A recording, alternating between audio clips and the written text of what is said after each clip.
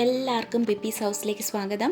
ഇന്ന് ഞാൻ വന്നിരിക്കുന്ന ഒരു ഈവനിങ് സ്നാക്കിൻ്റെ റെസിപ്പി ആയിട്ടാണ് കേട്ടോ. ഇതുണ്ടാക്കുന്നത് ബ്രോക്കോളി വെച്ചിട്ടാണ്. സാധാരണ ബ്രോക്കോളി പലർക്കും ഇഷ്ടമില്ലാത്ത ഒരു പച്ചക്കറിയാണ്. അതിൻ്റെ ടേസ്റ്റൊന്നും പലർക്കും ഇഷ്ടപ്പെടാറില്ല. പക്ഷേ ഇങ്ങനെ ഒരു പലഹാരം ഉണ്ടാക്കി കഴിഞ്ഞാൽ എല്ലാവർക്കും ഇഷ്ടപ്പെടും കേട്ടോ. അപ്പോൾ നമുക്ക് നേരെ വീഡിയോയിലേക്ക് കിടക്കാം. ഞാനിവിടെ ഒരു ബ്രോക്കോളി എടുത്തിട്ടുണ്ട്. ഇതിനൊന്ന് മുറിച്ചെടുക്കാൻ പോവാണ്.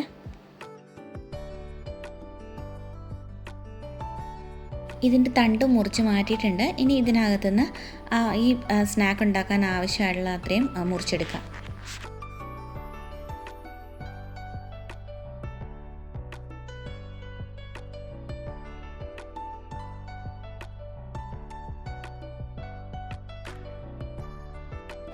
ഇത്രയും മതി. ഇനി ഇത് നല്ല വൃത്തിയായിട്ട് കഴുകിയെടുക്കണം.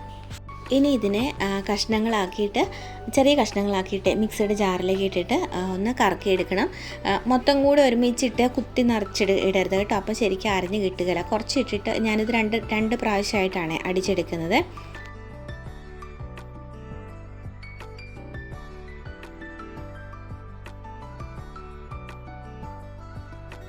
ഇത് കണ്ടോ, ഈ ഒരു പരുവത്തിന് കിട്ടണം കേട്ടോ. അങ്ങനെ ഞാനിപ്പോൾ മുഴുവൻ അരച്ചെടുത്ത് കൊണ്ടുവന്നിട്ടുണ്ട്. ഇതിലേക്ക് വേറെ വെള്ളമൊന്നും ഒഴിക്കണ്ട കേട്ടോ. ഇത് തന്നെ ഈ മിക്സഡ് ജാറിലുള്ളത് തന്നെ കൈകൊണ്ട് തന്നെ വടിച്ചെടുത്തിട്ടാണ് കേട്ടോ. ഇനി ഇതിലേക്ക് ഞാൻ ഒരു ചെറിയ സവോള കനം കുറച്ച് അരിഞ്ഞിട്ട് കൊടുക്കുവാണേ. ഒരു ചെറിയ ക്യാരറ്റ് ചീകിയത് ഇട്ട് കൊടുക്കുന്നുണ്ട്. ഇനി ഇതിലേക്ക് 1 ടീസ്പൂൺ ഉപ്പും 1/2 ടീസ്പൂൺ മുളക് പൊടിയും 1 ടീസ്പൂൺ ചിക്കൻ മസാലയും കൂടി ചേർത്തിട്ട് ഒന്ന് ഇളക്കി കൊടുക്കുവാണ് കേട്ടോ.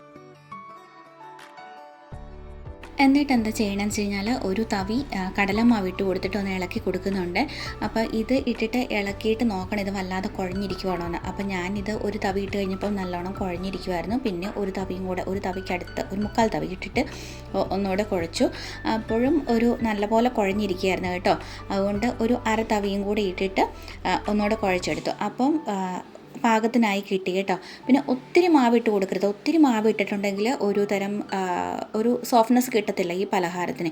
അപ്പം അത് കുഴച്ച് കഴിഞ്ഞിട്ട് എന്താ ചെയ്യേണ്ടതെന്ന് ചെയ്തിട്ടുണ്ടെങ്കിൽ ഇത് കയ്യിലെടുത്തിട്ട് ഞാൻ ഉരുട്ടിയിട്ട് പരത്തി റൗണ്ട് ഷേപ്പിലാക്കി എടുക്കുകയാണ് കേട്ടോ. അപ്പം നമുക്ക് ഇഷ്ടമുള്ള വലിപ്പത്തിൽ ഇഷ്ടമുള്ള ഒരു ആകൃതിയിൽ ആക്കി പരത്തിയെടുക്കാം കേട്ടോ. അപ്പോൾ ഞാൻ എല്ലാം പരത്തി വെച്ചിട്ടുണ്ട്. എന്നിട്ട് ഞാൻ ഒരു പാൻ ചൂടാകാനായിട്ട് വെച്ചിട്ടുണ്ടായിരുന്നേ. അതിലേക്ക് കുറച്ച് ബട്ടർ ഇട്ട് കൊടുക്കുകയാണ്. എന്നിട്ട് മെൽറ്റായി വരുമ്പം ഈ പീസ് ഓരോന്നായിട്ട് വെച്ച് കൊടുക്കാം. ബട്ടറിന് പകരം എണ്ണയിലിട്ട് വറുത്ത് കൂറുവാണെങ്കിലും കുഴപ്പമില്ല. എണ്ണ ഇനി ശകലം ഒഴിച്ചിട്ട് ഇതുപോലെ ഷാലോ ഫ്രൈ ചെയ്തെടുക്കുവാണെങ്കിലും കുഴപ്പമില്ല. നമ്മുടെ ഇഷ്ടത്തിനനുസരിച്ച് ചെയ്യാം. ഞാനിവിടെ ഉണ്ടാക്കുന്ന ബട്ടറാണ്. അപ്പം ബട്ടർ കുറേ ഉണ്ടായിരുന്നു. അപ്പോൾ അതുകൊണ്ട് ബട്ടർ ഉപയോഗിച്ചു എന്ന് മാത്രമേ ഉള്ളൂ.